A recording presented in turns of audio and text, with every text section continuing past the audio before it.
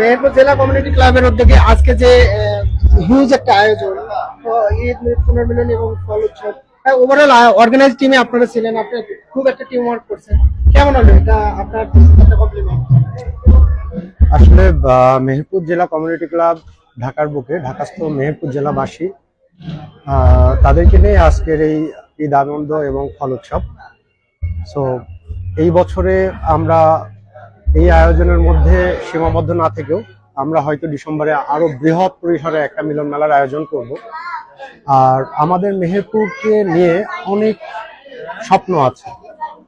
মেহেরপুর থেকে অনেক হতদরিদ্র মানুষ যারা চিকিৎসার জন্য আসে, তাদের এখানে কিভাবে হসপিটালিটি দেওয়া যায়, তাদের চিকিৎসাকে আরো কত সুন্দর সুশৃঙ্খল ভাবে বিভিন্ন কমিউনিকেশনের মাধ্যমে দ্রুত তাদের রোগ নিরাময় করে তাদেরকে বাড়িতে পাঠানো যায়, সেই চেষ্টাটা করবো। এটা আমাদের আগামীর চিন্তা ভাবনা এবং প্রিভিয়াস টাইম আমরা এটা করেও আসছি। সো জাস্ট আমাদের যেটা বলার, যে ঢাকার বুকে আমরা যারা মেহেরপুর জেলার মানুষ আছি সবাইকে নিয়ে আমরা হাসি ঠাট্টা আনন্দে দিন কাটাতে পারতেছি, এটাই আমাদের উদ্দেশ্য ছিল এবং আমরা সম্পূর্ণভাবে সফল।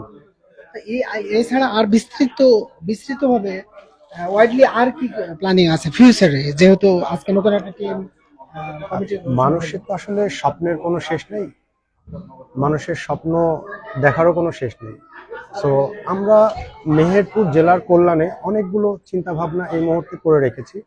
চিকিৎসা এবং সব থেকে বড় যে বিষয়টা হলো যে আমাদের ঢাকা থেকে মেহেরপুরে যে সকল ছেলেরা ভালো জায়গায় পড়তে পারছে না, খুব সহজেই ঝরে যাচ্ছে, সেটা পারিবারিক দারিদ্রতা হোক বা সমাজ সাংস্কৃতিক কারণে হোক, এই ঝরে যেন না যায় সেই কারণে তাদেরকে উদ্যোক্তা লেভেলে কিভাবে কানেক্ট করা যায়, তাদের মধ্য থেকে উদ্যোক্তা তৈরি করে সেই পণ্যটা আমরা ঢাকা কিংবা ঢাকার বাইরে আমরা কিভাবে তাদের একটা বাজার তৈরি করতে পারি, সেটা আমাদের আগামী চিন্তা ভাবনার মধ্যে সবার আগে প্রায়োরিটি।